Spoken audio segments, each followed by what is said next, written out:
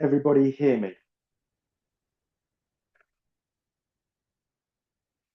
Yes. Everyone can hear me. Good. Your, Okay, so Lana, Aaron, your laptop is marked covering part of your board work on the bottom. sure. Today I'm going to be sticking so closely to my notes. I'm in uncomfortable territory today. It's not a usual presentation where I just present something that elders Tess or Pominda have presented. So this will be moving with me. But thank you. So Lana prayed already, so I'll get straight into it. Okay. So I've sent out a bunch of material for the people who are going to watch it on video. I've already sent out a bunch of material. So the group here present today already has a bit of a heads up. And that's to save time, to save me multitasking. And so you can follow along because we're going to be reading a lot of quotes. So you have that already. Okay. Also, because of time and this situation, I'm going to ask if it's all right if there's if your comments, your personal thoughts, your personal insights, if we can save them until the end. One, if you interrupt me today, I'm going to lose my place. And the other thing is I have to get through this in one sitting. Can't split this one into two parts. So time is of the essence on that one. Okay, so it's still a follow-on. It's still the next in this series. I guess it's only part 2 of what time is Sunday law. We did a list last time of events that happen at Sunday law. We saw which date fits best, and we jumped around a bit, but we got up to this name, Quintus Fabius Maximus Scourgus, and so I want to finish that study today. Oh, by the way, if you have questions, please do shout out. If I haven't made something clear, then make sure I repeat it, explain it again. I don't want to lose anyone. And please just make it questions on what I'm talking about today, not something we studied last week or anything like that. Okay, so last week, I insisted that you can't use a name to time sets. So I'll just try and elaborate on that a little bit. You know how ridiculous my examples are, so here's the best I can do for an example. So we've just done a 30-year, whatever, prophecy course.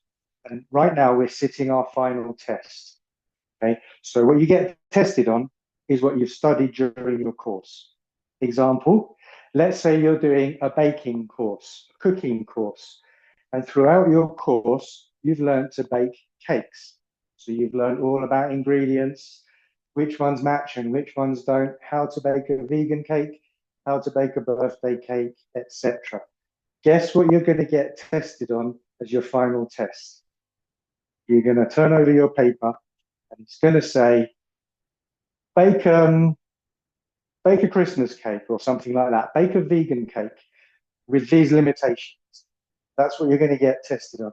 You're not going to be asked to cook a roast dinner or fish and chips or anything like that. Okay, you get tested on what you've studied, and we have never learned how to use a name to time set. Okay, so that's my case, and I intend to try to, I'll say, prove it today, at least offer the best of my evidence. Okay, so last week I also said if you do that, then you're going to run into a problem in the future, and I decided because I said it, I may as well present it. Okay. By the way, everything I'm about to present today is not new to the movement. This has been circulating for a while among a few people, a good amount of people. It's been in discussions. People have studied it out. So it's not new. It's not something I discovered, and it's not something I went looking for. Okay. Question. If Elder Tess made a minor error, slip, do you think that she would correct it, or would she leave it up there and say, no, God had me say that, so God wants it. That's how God wants it. So I'm going to leave it. For example, let's say she teaches that World War II ended in 1946. Am I correct? World War II ended in 1945. But let's say she teaches that, she writes it on the board, some weeks or months or years go by, and then someone suddenly spots that error. So question that I'd like you to answer, do you think Elder Tess would say, well, that's the way I presented it a year ago. God must want it that way, so we're just going to leave that error on the line? Or do you think she'd say, oh, sorry, and teach that she got 1 year out? What does anyone think? I think she'd correct it. Okay. Anyone else think she'd correct it, or anyone think she wouldn't correct it is more important, because I think she would correct it. So does anyone think she would not correct it? God must have just wanted that error on the board. Or would she say, oh, sorry, silly me, I didn't spot that? Okay, I want to hear from anyone that thinks she would not correct. Okay, so she actually did that once. She got a date or an age 1 or 2 years out. I'll give you the reference. I didn't really want to put it on the board. So here's the reference where she teaches Ellen White was baptized at 12 years old, but actually she was baptized at 14 years old. Okay, so jot it down because I won't. It's October the 3rd, 2018. The afternoon class, the midnight cry. And the timestamp is 20 minutes and 20 seconds. I'll say it again. October the 3rd, 2018, afternoon class, the midnight cry, 20 minutes and 20 seconds. So apparently, I didn't ask her, but apparently when I checked it out, there is a quote and it comes up at the top of the Google page and it says, Ellen White was baptized at 12 years old and it's something like June 1842. But then underneath, the other quotes, the other Google references talk about her being 14 years old. And if you do the math, you just Google when was Ellen White born, you figure out how old she was at her baptism. Pretty sure it does work out at 14. Feel free to fact check that right now if you like. If I'm wrong, feel free to shout out. I couldn't find where she corrects it, but I did remember that she corrected it. But either way, I don't think you need to see her actually correcting it if you know she made that slip. Okay. Notes. Okay. So Elder Tess is not with us today, so she can't correct any slips. I hate to say errors. Okay, errors if you like. Then she can't correct any slip-ups that she's made. She's not with us today, so that would be our job. Okay. Should we ignore it? Becoming an obvious question now. Should we just ignore it, or should we say no? Wait a sec. We've been researching when World War II ended, and it's 1945. So I want to hear from anyone that thinks that we shouldn't correct a discrepancy of, say, 1 year in an event, in a prophetic event.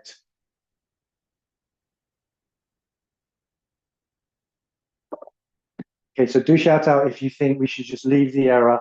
Just go with it. Elder Tess presented it that way. God must want the error up there. So I'm going to say then that everyone here is saying we should correct it. Okay, so that's that part. Slightly different subject. This is a completely obvious statement. I understand that. It's not a trick question, as usual. This is obvious. But when we put an event at a waymark, so we put Euroclydon here, that means east wind. What we're saying is the east wind belongs at that waymark. It doesn't belong at this one. I know this is completely obvious, but we'll get to that. Okay, when we say Caesarea is 1989, we apply Caesarea to cut out Daniel 2, the stone, at 1989. So we apply the event or the symbol to the waymark that it appears at. Okay, that's the introduction. Any questions on that so far? Want me to repeat anything? Okay. So I sent this reference out, I think, last night, so you could all watch it. It's only a 2-minute clip. So September the 24th, 2018, Elder Tess in the morning class, it's called Acts 27. And between 53 minutes and 30 seconds, ending at 55 minutes and 45 seconds, that's where she presents this. Okay, it's just a 2-minute clip, and she goes through a couple of these quotes to justify it. She says, using mainly A.T. Jones, but also Michael Pitassi, where is he? Anyway, we'll get to those quotes. She uses 2 quotes, but mainly A.T. Jones. And she says, we'll read them now. She says, diplomatic relations between Egypt and Rome were established in 273 BC. Then the following year, 272 BC, that would be. So I need to go back. Diplomatic relations were established in 273 BC between Rome and Egypt. I think, okay, correct me if I'm wrong, this is off the top of my head. I think Egypt sends their ambassadors to Rome first. And then Jones says the following year, Rome sends its ambassadors to Egypt. Can someone confirm that's correct? Not too confident. That's how I remember it. Yes. Yes. Correct. Great. Thank you. Okay, so using the wording the following year, Elder Tess logically places the Sunday law, Maximum Gurgis going to Egypt in 272 BC. She lines that up with Sunday law. That's all in that 2-minute clip. Okay.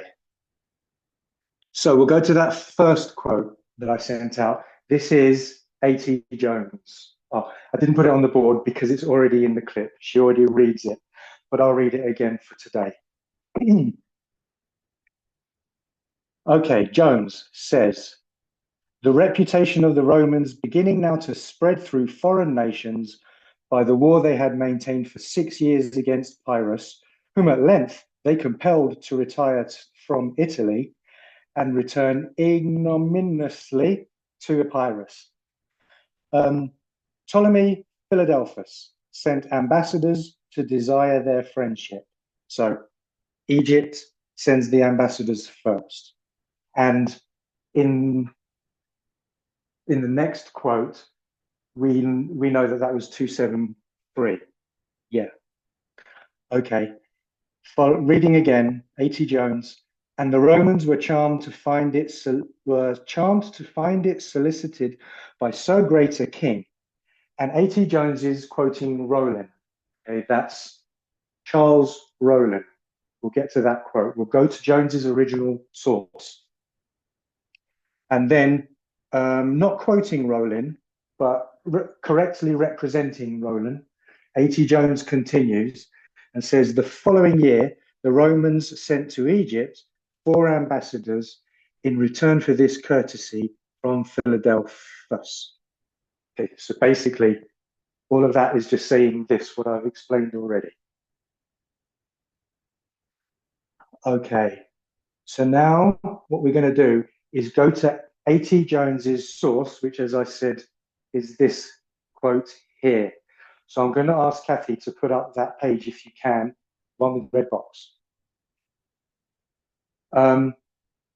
So the book is, Rollin's book is called The Ancient History, Volume 3. His full name is Charles Rollin, and I found it at antipas.org. Yep. Okay, so let's read Rollin. You'll see it's quoted perfectly. I just need to pull it up on my laptop.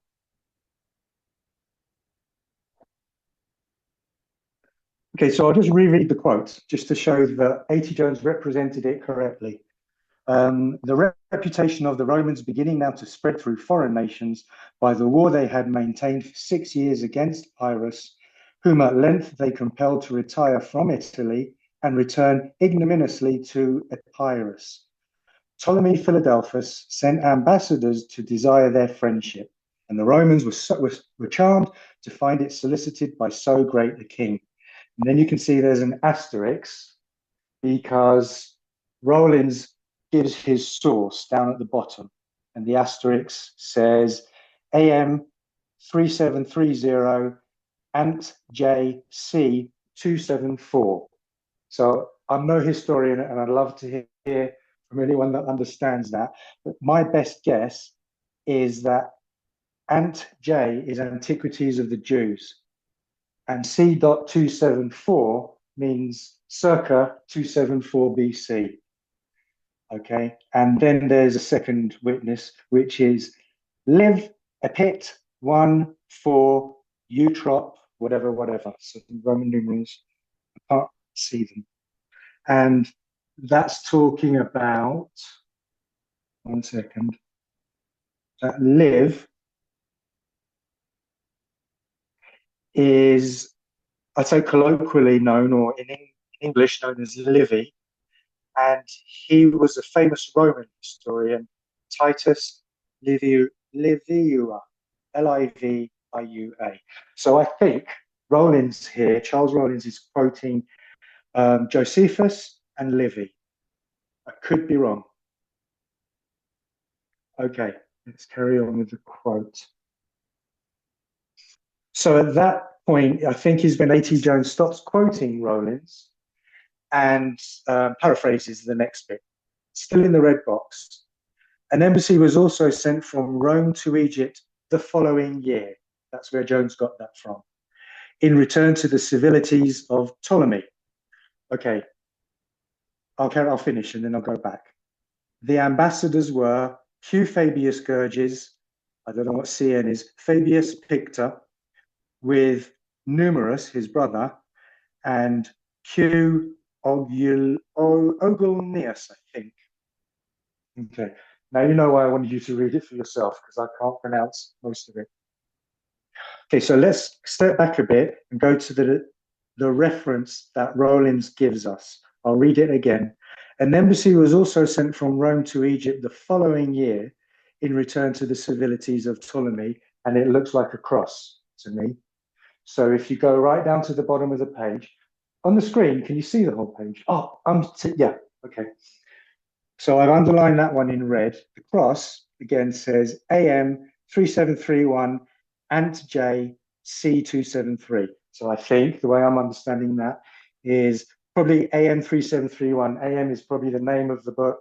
3731 might be the page, I don't know. And then Ant J might be Antiquities of the Jews, circa 273. So,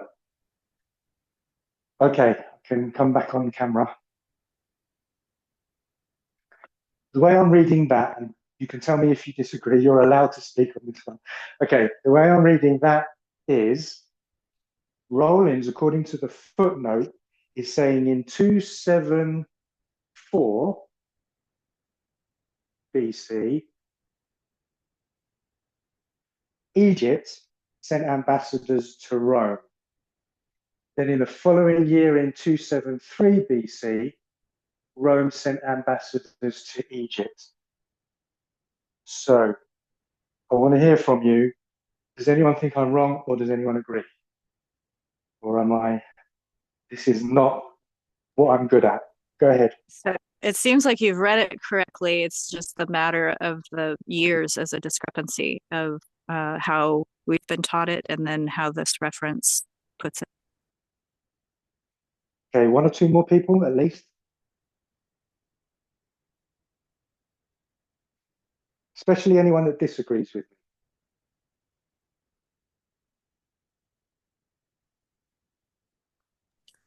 Did she at the test? Did she put it like that with the reason, like in 272, with the reason, not just like based on the reading of the text? Because the text does not say so. So, what was her reason of putting it that way? So I think her reason, I don't know, because I never asked her, but just from that clip, her reasoning seems to be just reading A.T. Jones, who correctly represents Charles Rollins, And it just, when you just read it as it is, they don't really include the dates in the paragraph. So when she reads the other quote that she reads in this clip, she reads that diplomatic relations was first established in 273. Then the following year, she just, I'm going to say logic would have you assume that the following year was 272. But that's not what Rollins meant. Okay, you can see from the footnote, he meant that maximum Gurgis goes here, 273. Okay, now I know it says circa or C dot, which means approximately, but you can't use that footnote to say it happened here and Tess was right. That's logical, I think. I don't need to explain that. It says circa 273.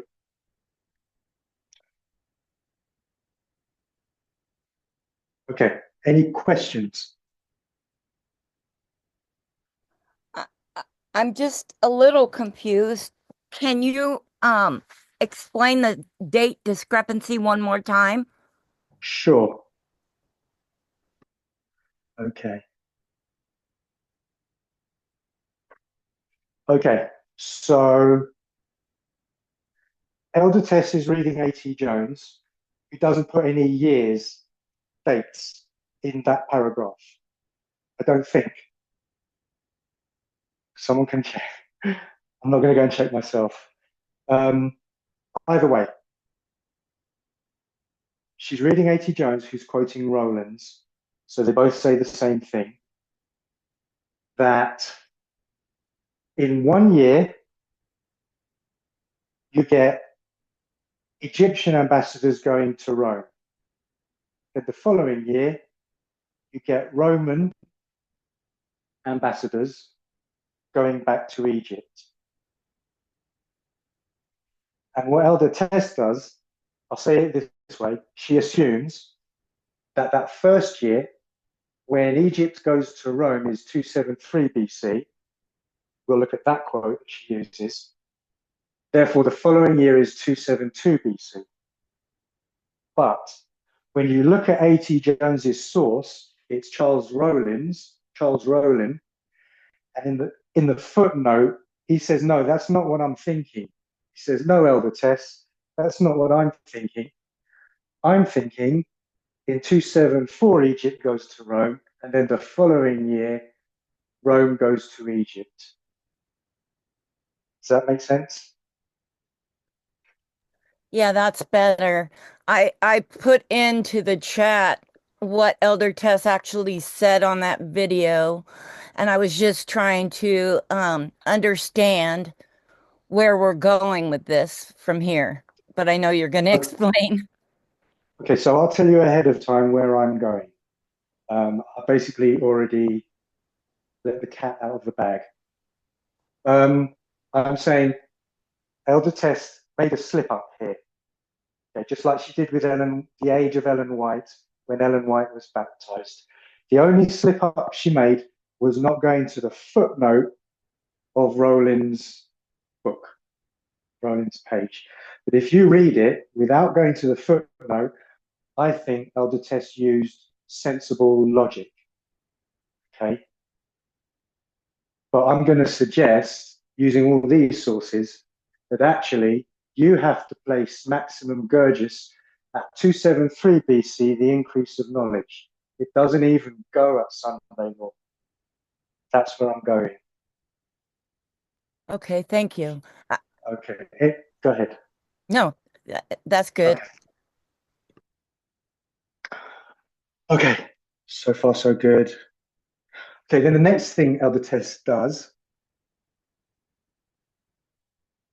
is read from the book Navies of Rome by Michael Pitassi. Now, I did put this one in the forum. One second. And I think I put them in order. I think I put them in the correct order. But I just said, we're not going to spend any time on this because it's nothing really to analyze. All it says, so Navies of Rome by Michael Pitassi, Pitassi. She quotes Michael Potassi, who says, in 273 BC, Ptolemy II of Egypt established diplomatic relations and friendship with Rome. And so I've already said that that's what she was thinking using that quote. Okay. Okay, so in all of these quotes now, we're going to see that Quintus Fabius Maximus actually goes to Egypt in 273 BC. I'm going to mention this later, but it's come into my mind now. If you search 272 BC, Google says, oh dear, it looks like there's no evidence, there's nothing that at least I could find that he goes there in 272 BC.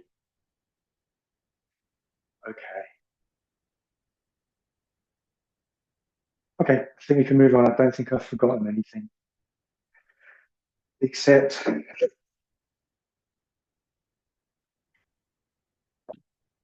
okay, so the first quote's just from Wikipedia, and all you do is you Wikipedia his name, Quintus Fabius Maximus Scourges, and it comes up Consul 272 BC.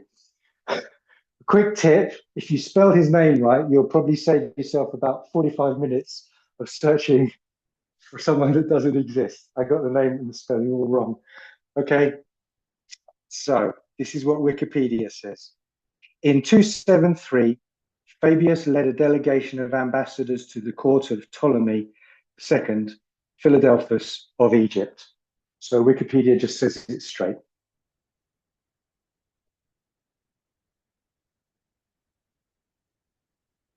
Next quote. This is the book Roman-Egyptian Relations During the 3rd Century BC by Leslie H. Neatby, page 89. And I found this on JSTOR.org.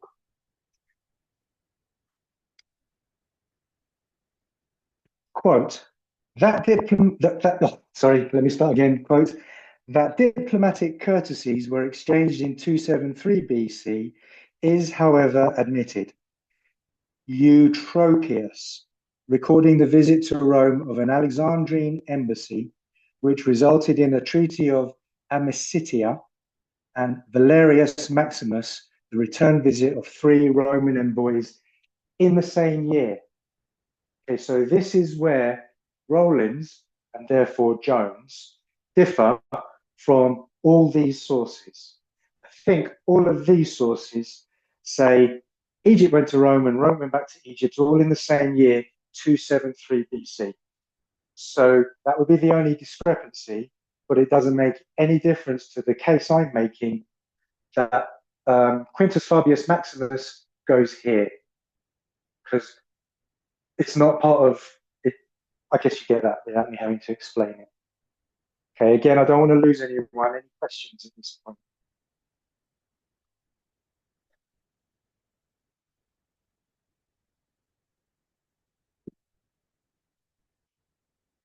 That was JSTOR. Okay, so the next one has already been posted by a member in the forum, actually. And it's just searching this man here, Quintus Fabius Maximus Scourges, and not only does he come up in Wikipedia, but also whatever this is, I don't know. Namu Wiki, I don't know what that is, but anyway, you can go there and find out. Sounds like a Wikipedia of sorts. And this is what that one says.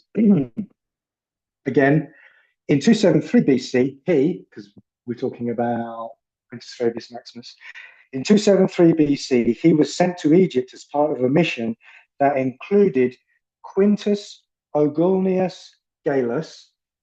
So what I've gone there is gone and looked up what year he went, see if it matches, because it has to be the same year, it was the same group. Again, I'll start again.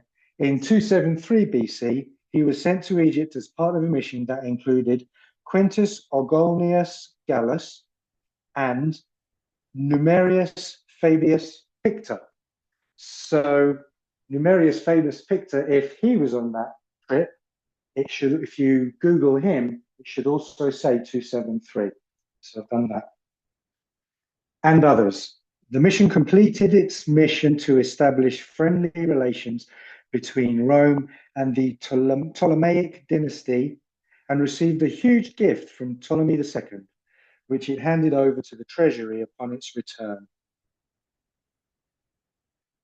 Okay, where are we now? WP1. That would be, oh yeah. So number 6, nina.az. Okay, but the full link is in the forum. And again, because that last quote mentioned this man on the same mission, I thought I'd find out what Google says, what year Google says he went to Egypt. Number 6.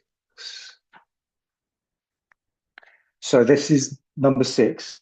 Quote, Numerius Fabius Pictor was a Roman senator and military commander.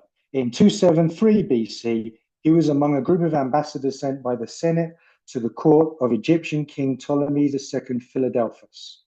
So all these are in agreement, it was 273. Okay, number 7. This is the book, Rome and Ptolemaic Egypt, Initial Contacts, by Richard Westall, and you can get this at academia.edu. Again, the full link is in the forum.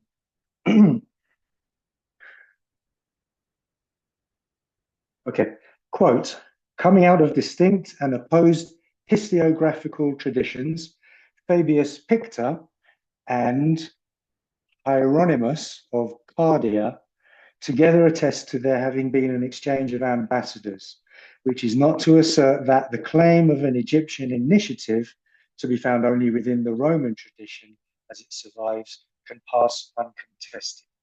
However, there is very reason to believe that Q. Fabius Maximus, N. Fabius Pictor, and Q. Ogulnius went upon an embassy to Ptolemy II Philadelphus in 273 BC, so as to consolidate a formal alliance between the Lagid, I don't even know what that is, but some monarch and the Roman state. So you've got all the names and it's 273 BC. Okay, last one. I'm actually doing very well for time, so we'll have a lot of time for discussion. Number 8. So I said I'd Google all the people in that trip. So just Wikipedia. In 273 BC, he participated in the embassy led by Quintus Fabius Maximus Gerges to the Egyptian king Ptolemy II, with which Rome and Egypt made diplomatic contact for the first time. And then you can see the reference. Reference, I don't know, Pseudo, Aurelius, Victor, whatever. Okay, but it's referenced. Okay, so it's pretty much all I could find. I'm sure a good researcher or historian could find more.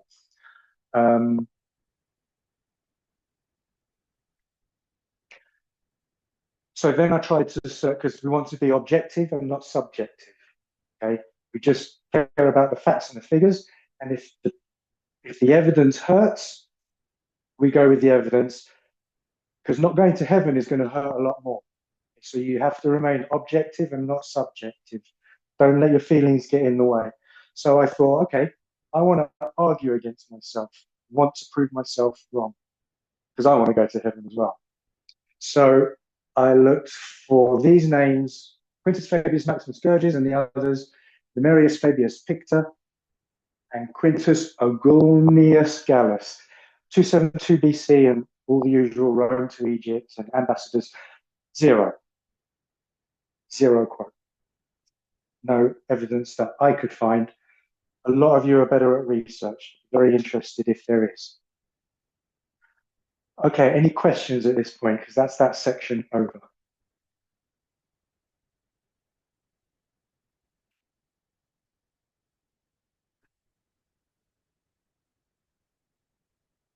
Okay. So we made an obvious comment that the symbol which goes at the waymark represents that waymark. Okay, you can't say Euroclydon is here, therefore we're going to apply it to here. What I'm going to say is, you can't, according to this, you can't even apply that name at Sunday law to Sunday law. You have to apply it to the increase of knowledge 273 BC in the harvest of the Levites. Anyone disagree?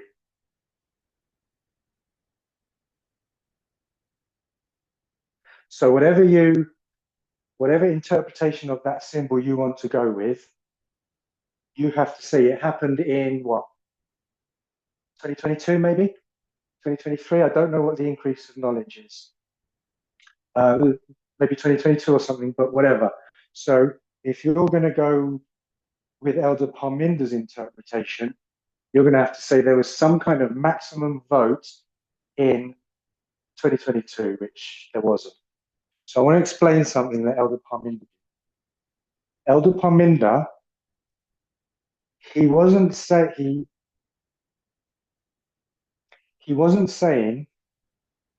that Maximus Scourges goes here and this is what it means. Okay, what Elder Parminder was doing was just showing you how to do true methodology. He was just saying, whatever the dates, whatever the implications, let's be objective. And let's just look at how you interpret a name or a text.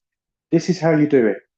When you do it, wherever it appears, you stay within the name, okay?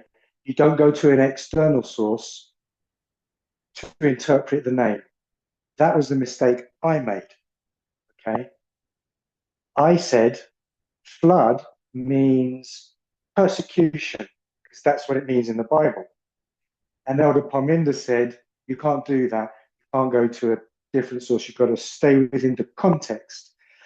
And that's, I'm going to say it's obvious methodology, but I made that error for 3 or 4 years teaching about 100 people. You remember a couple of weeks ago or whatever, recently, I had to, I always do my apology section where I get everything wrong. I've got to say sorry the next time we meet. And I said, I've been teaching Daniel 2 wrong. In the days of these kings, Elder Parminder says, these kings are the 4 kingdoms, Babylon, Media, Persia, Greece, and Rome. Because what he's going to do is stay within the chapter. He's going to stay within the chapter to interpret who the 4 kings are. I didn't do that. I did the same mistake as I did with the flood. Okay? I said, in the days of these kings, and there's 10 kings. So where do you see 10 kings? Revelation 17. And I interpret Daniel 2 by using Revelation 17. Wrong. So there's 2 examples of how I've made that mistake. So recently, within the last month, I think. Okay. Any questions on that?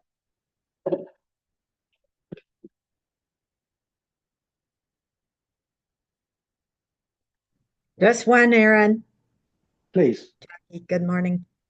Yeah, is that Miller's rules?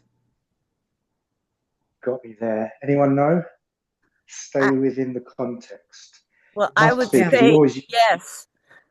We've been going over Miller's rules, and he spends, and this has evaded me also, Aaron.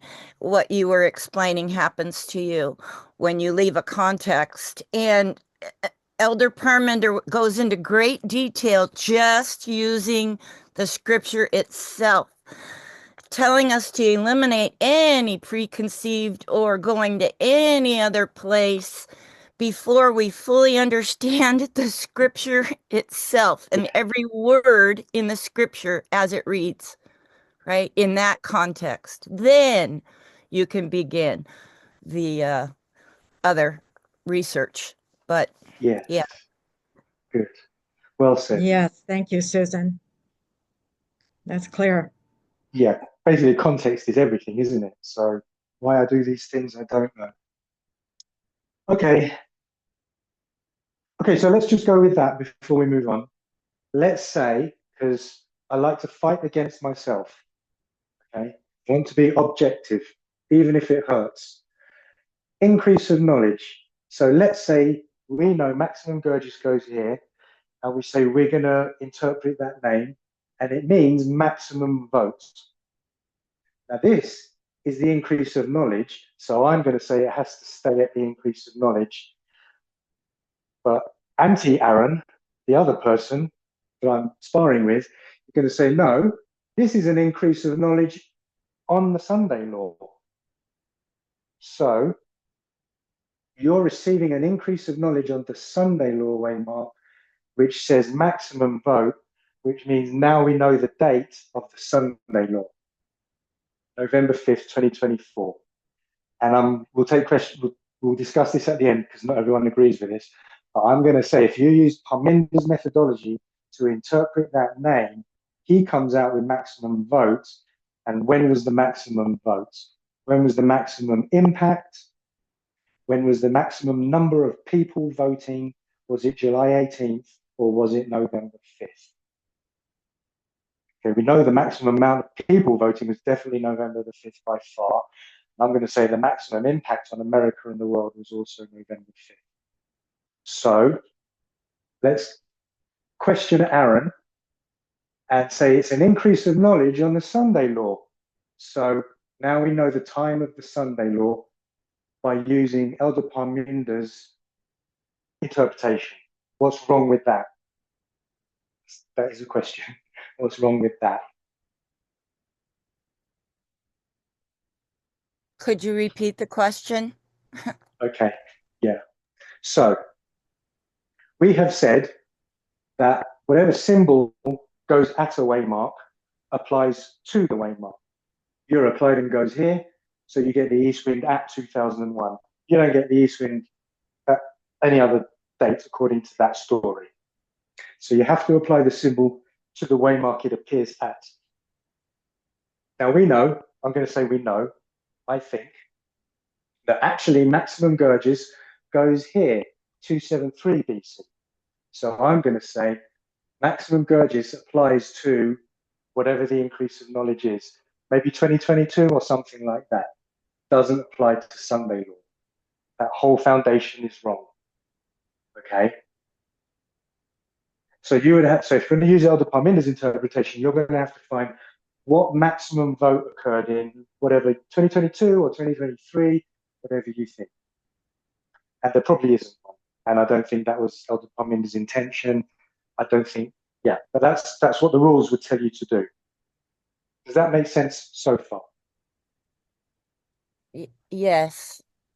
I'm Really? trying to undo, well, I'm trying to undo what's in there, and it's ingrained in there, and I'm afraid it's wrong. So that's why I'm having you repeat.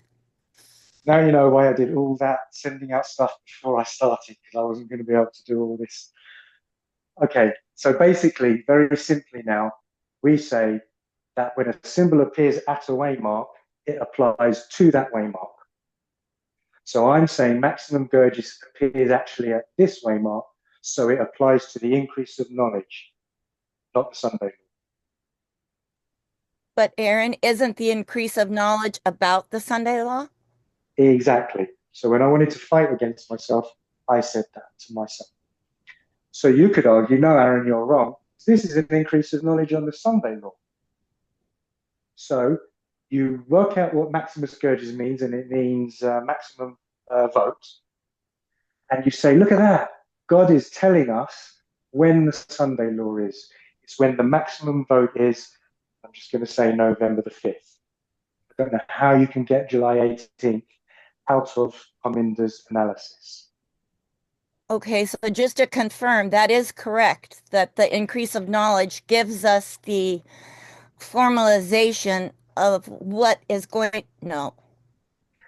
Okay, so the reason, I'll say it this way, Susan, the reason you're confused is because it's incorrect, but it's tricky.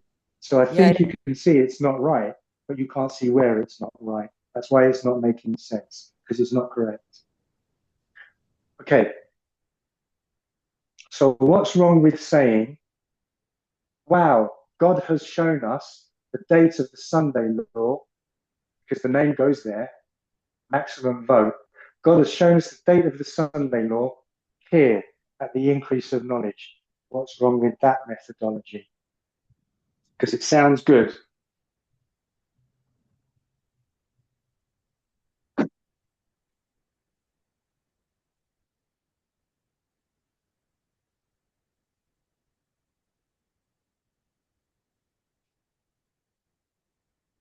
Sorry, can you repeat your question? Sure. So if we're going to say we place Maximus Scourges here, that's now, I'm going to say that's now correct. And this is an increase of knowledge on the Sunday law. So here you learn something about the Sunday law. If you place Maximus Scourges there, it tells us it's the maximum, the Sunday law is the maximum vote. So you go, wow, God, you've shown us the date of the Sunday law, the maximum vote, because you put the name here at the increase of knowledge. What's wrong with that methodology? Because it sounds really good. Number one, we don't have a precedent on that of doing that previously, do we? Where you would take besides you're only supposed to be using the characteristics on that waymark, but we don't have a precedent where we've taken the characteristics from increase of knowledge and applying it to another waymark, do we? Because we would need You're a right. pattern, and we don't have a pattern of doing it. You're right. Let me put it this way. I'm saying the same thing, but elaborating a bit. Where do you get time setting? Which waymark is time? Formalization, not the increase of knowledge. That's where you said it right. You have no precedent for getting time at the increase of knowledge. Time, strictly speaking, as a rule of this movement, comes at the formalization. You can't put Maximus Scourges as a time setter here. Is that any questions? Makes sense. That's So really then- becoming clear. Thank you. So then could we put 274 at the increase of knowledge, 273 at the formalization, 272 where it is? Say that once more, please. Since 274 is already established when Egypt sends the ambassadors, could that be the increase of knowledge? And then the formalization 273 when Rome goes to Egypt, and then 272 where it is, because we know that that marks the death of Pyrrhus in Argos. Okay, so we could look into that. I never thought of that, so I can't answer. The only thing I will say is I think, and I just read some isolated quotes. You have to go into them and check that this is true. This may not be true, but I think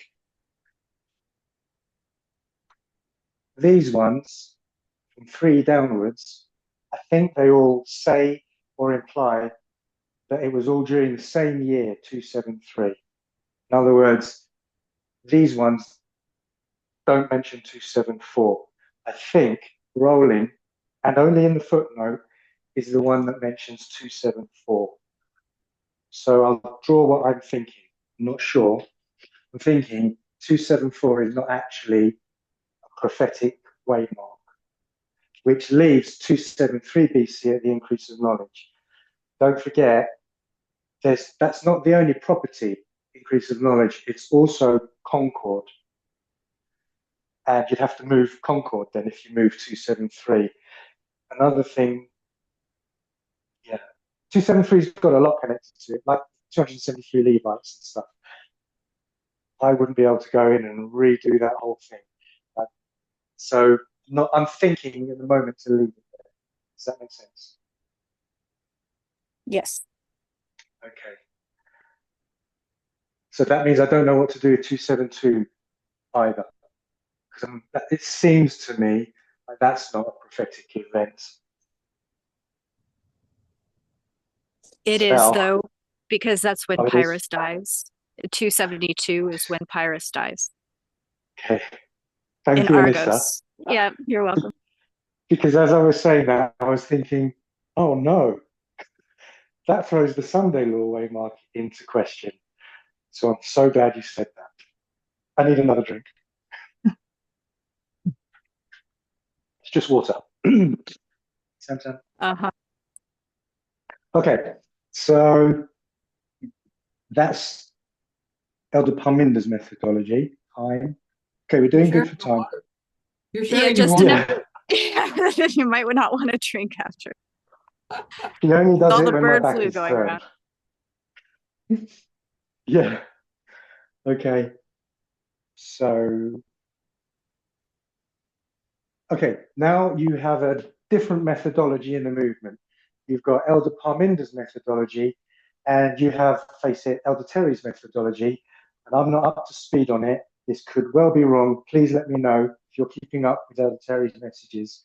She doesn't agree that it's the maximum votes. She doesn't agree with Elder Parminder. Does she still say it's spheres of influence or a flood of false doctrine or both? Is that everyone that's just present here? Is that how they understand it?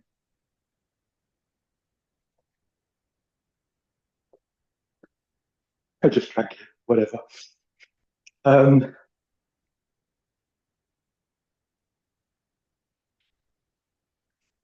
Anyone know? Anyway, if no one's sure, that's fine. I'll just go with it. That's the last thing I heard. I could be wrong. But if you're going to put spheres of influence, because Maximus Gorgias goes here, so if you're going to say admit that, and you're going to put spheres of influence here and a flood of false doctrine, I'm not sure what that tells us. And that's all I can say about that, because I'm not knowledgeable enough. If you're going to say it's an increase of knowledge that the King of the South loses spheres of influence, for example, I think we already knew that. Do you remember those two clips I sent out like 3 weeks ago or something, where Tess says, Elder Tess says, the King of the South might just lose sphere of influence. So I think we already knew that before. And a flood of false doctrine, yeah. I don't know. So, okay. I got through it. She did That's say it. that. I recently watched it and I don't remember which one it was, where she specifically says it's the spheres of influence that's the death of the King of the South. Okay. So I That's don't know something. what we would do. If you want to stick with that Elder Terry's interpretation, I don't know what you do with that now. And I don't know enough to even suggest or give examples. Okay. We've still got half an hour, so fire away. Could you do a brief review now? Good idea. Okay. So he started by saying, I don't even think you can use a name to time set because it's never before been done in this movement. And at your final test, you get tested on what you have learned during your course. We haven't learned to do that. Then I went to a separate point and I said, if Elder Tess made a mistake, is it all right to correct it? Or do we just say, no, God wanted that mistake? Elder Tess put it there, so we're going to leave it there. I think the consensus was no, we can correct these factual mistakes.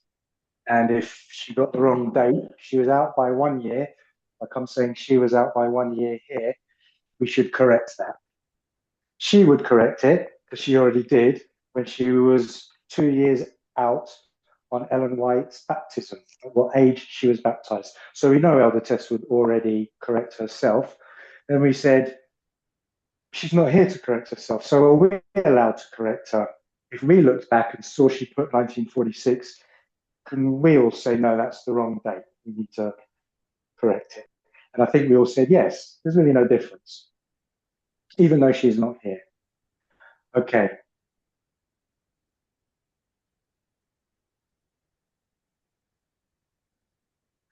So this is where she presented that maximum Gurgis goes at Sunday law in this clip.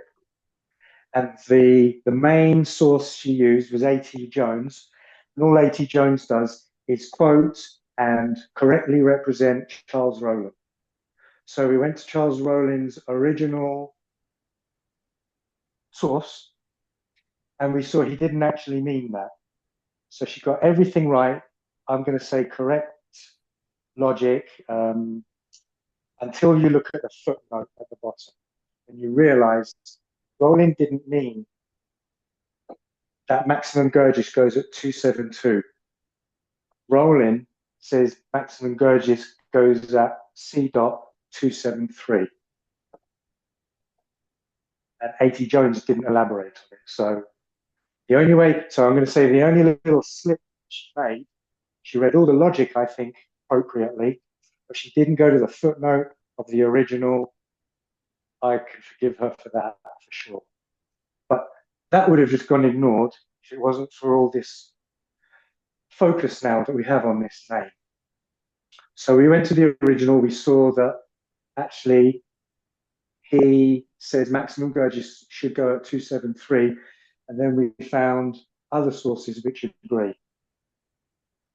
And I could find 0 sources which say 272, either for that name, or that name.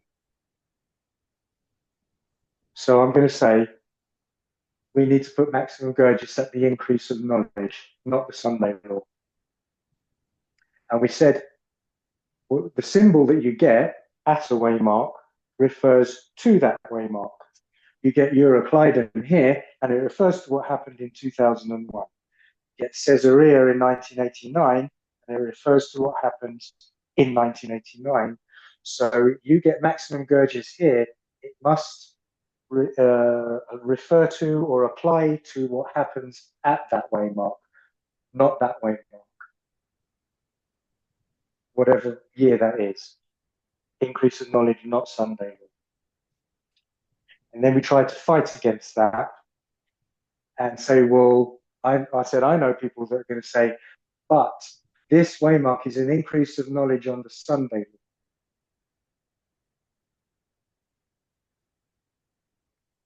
Yeah, sorry, went blank. Yeah, it's an increase of knowledge on the Sunday law. So if you use Elder Parminder's interpretation, you're time setting at the increase of knowledge. That breaks all the rules clearly. And you only time set at the formalization. And if you use Elder Terry's interpretation, I'm not sure what you get out of it. But in fairness to her, I don't know what she's doing. There was something else. Hold on. Okay, so there is something else. Sorry, it's actually quite important. It's not just spheres of influence and or false doctrine. It's also July. So you cannot apply July to 2024. Probably the most important point I just forgot. Okay, Max, if Quintus goes here, Elder Terry says you can apply that to July 2024, but now we know it doesn't. Quintus goes here at the increase of knowledge.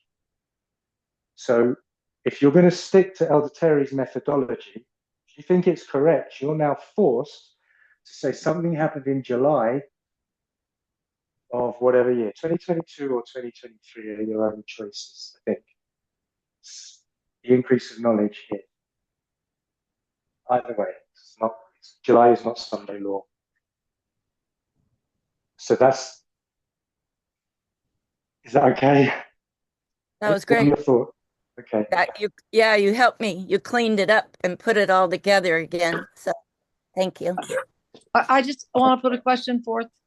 Going by the methodology of the movement as represented by Elder Parminder, I'm using these 273 as the increase of knowledge. What's the formalization? So I don't know what the increase of knowledge or the formalization is here. The best I've heard, and I'm not good at this, so it's just my best guess. It's not my guess, but I've heard the overturning of Roe v. Wade as the increase of knowledge. I have an amount of sympathy for that. I can see it. I argued against it, and someone, not in America, someone answered, because I said, well, wait, what was the death decree? And they sent me an article saying how many women have died because of the overturning of Roe v. Wade. Oh, okay, that sounds good. Makes sense. Things like that. So it could be 2022. You're saying 2022 for the increase of knowledge? Or I'm saying I don't know, but it could be. okay, because I mean the question, and I'm kind of being a devil's advocate here. It's like, Sure. where's the Sure. formalization? If we use these dates, but go by Parminder's methodology, which we believe and understand is the methodology of the movement. Whereas if we're in the Sunday law night right now, where was the formalization? That I really don't know. Okay, Don't okay. know. And not that I'm not trying to like say, see, Aaron said he doesn't know, but just to put it out there for people to think about. So you know what I'm saying? Exactly. Okay. I've got Thank to you. feel, I don't keep in touch with what's going on in the movement outside of America, but you know, you just pick things up. You'll get a question from someone. So I think they're discussing that. But I don't know. Someone asked me that last week, and I just said, sorry, no idea. And you know, I can't innovate, so I'm not even going to try. Okay, we made good time. Anything else? Discussion, comments as Yeah. well, everything. One clarification, please. The line that you have there, 2001 to Sunday law there, is that the line of the 144,000? Maybe it's off screen, but you see Levites there, or is it off screen? No, I don't see it. Oh. Does anyone else see it? Yeah, it's there. It's there. Maybe Mary, it's your phone or something. I'm not too sure. But this is the line of the Levites, and that's because 273 only appears in the harvest of the Levites. You can only use this line. It's not on the line of the priests. It would be on the line of the Nestorites. But I wanted to use Levites because there's 273 Levites, and that's I'll call it the most direct or correct application. It's 273, the Levites. So where would be their Sunday law? So their Sunday law is us. Oh, sorry, no, you're right. Their Sunday law to the Levites, it's always the middle way mark. So that would be 2021. Just like for the priests, it was 2014. That makes sense? And where is their close of probation and second advent? Okay, so let's draw all that in. So we've got their Sunday law is there. Their shut door is 2021. And their second advent is Sunday law. Is that good? And can we use their increase of knowledge to correspond or to tell us anything about the Sunday law on the bigger line? Because when you're talking about the 2024, are we talking about the Sunday law of the 144,000 or this, or how does that factor in the line of Levites? So the Sunday law of the 144,000 is 2024, I believe November 5th. Are we on the same page? Let me draw that.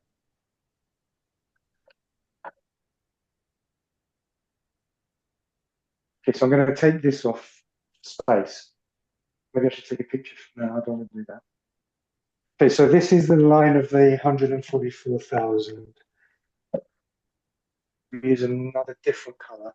So in red, yeah, that's all Levites. So this is going to be 144,000. Okay, that's going to be 1989, 2001, 2024, Sunday law. And then you've got Daniel 12:1 and second advent. Okay, so that's the real second advent. That isn't. That's the real close of probation. That's just a shut door. Does that make sense?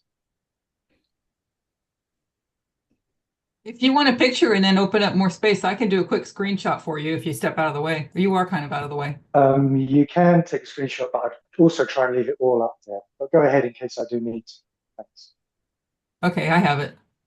Thank you. So we I'm okay, just, Mary? yeah, I'm Go just ahead. wondering if we could use the, I need to see that, sorry. Okay, thank you. Sorry. I'm just wondering if we could use the 273 there, that whole dispensation, because I'm trying to figure out also the same question that Kathy Brown asked. Where is the formalization and what is the formalization in this whole, and what does it mean?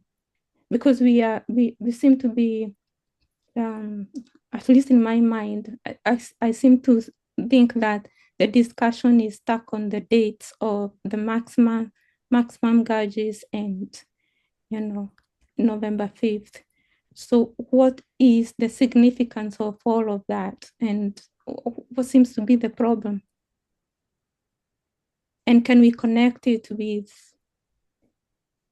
Okay, so that's 4 questions. Yeah. First question, what's the formalization?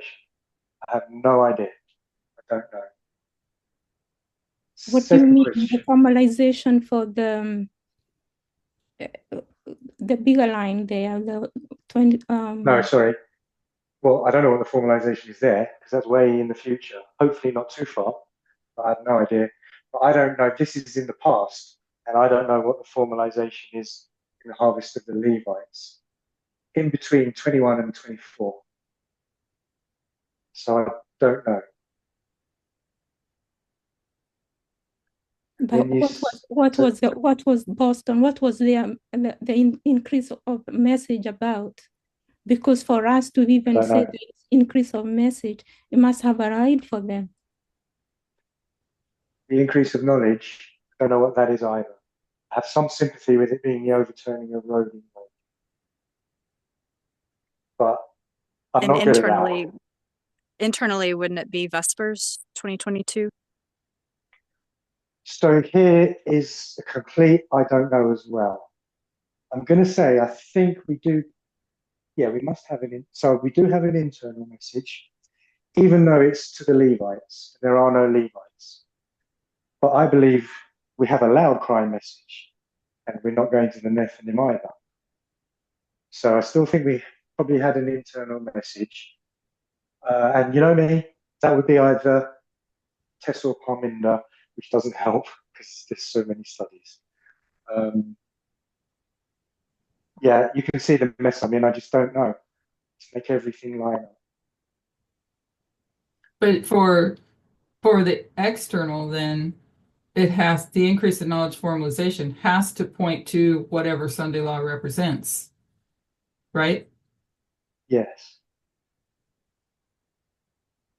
And that's another reason I do And have what some is that? sympathy with the Doesn't the message that we have studied all the way from 2014 tells us that age warns us about the mark of the beast, the image of the beast and the mark of the beast? Isn't that the whole 3 ages message? Yeah.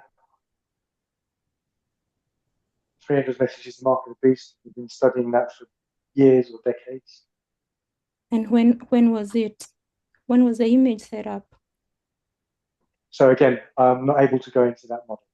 Don't understand it well enough. I think I made a comment last week that there's different stages to it. And I'm sure one stage goes at July 18th, 2024. I'll be very happy with that.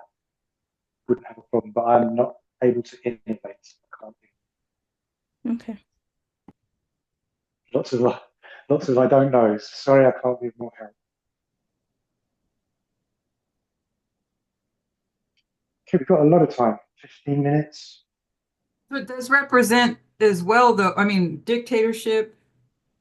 It represents. Correct me if I'm wrong. It represents a repeating of the 5th head, which is that union of church and state.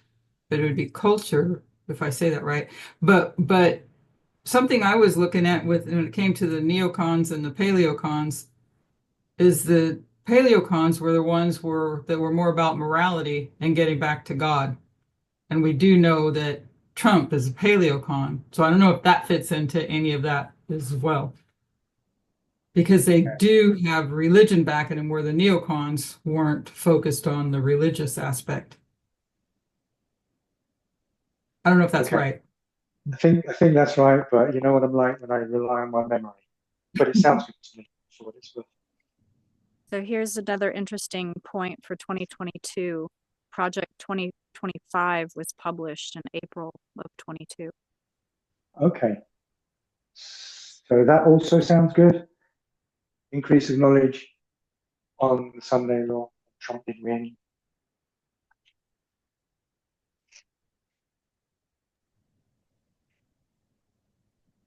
I guess we could And- close.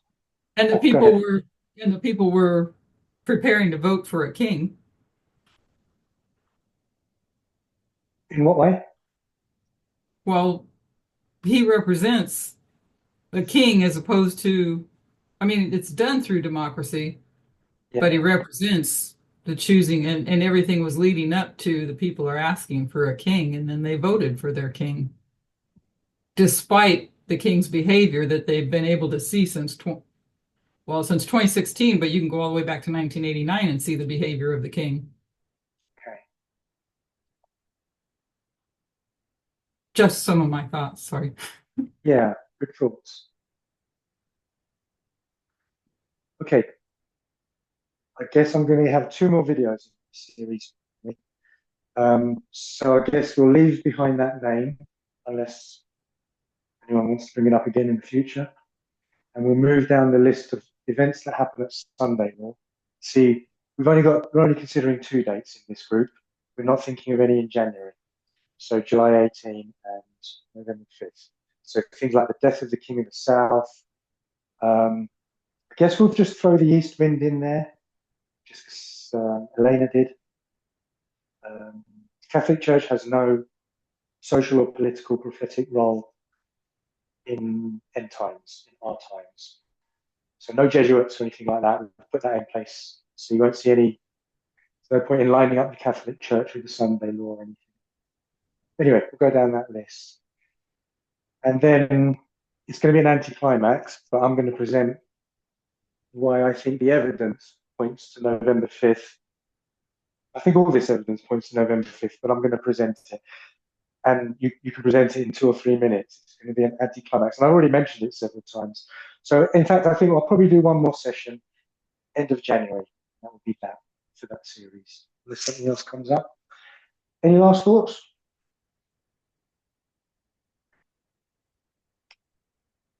Okay, let's close in prayer. Almighty God in heaven, we just pray you'll help us to be objective and not subjective. In Jesus' name, amen. Thank you all. Take a picture. Thank you, Aaron. Thank you. Thank you, Aaron. Thank you very much. Happy Sabbath. Happy Sabbath.